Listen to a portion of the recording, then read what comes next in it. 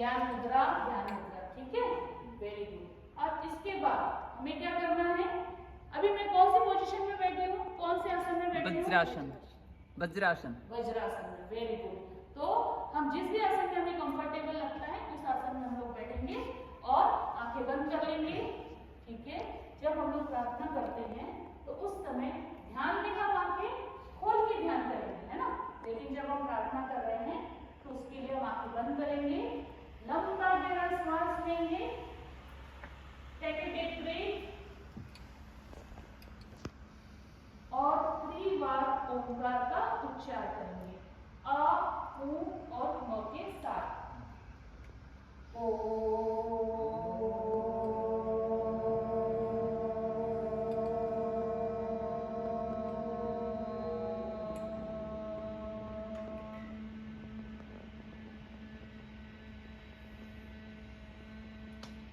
once again, एक बार फिर से लंबा गहरा सांस लेंगे,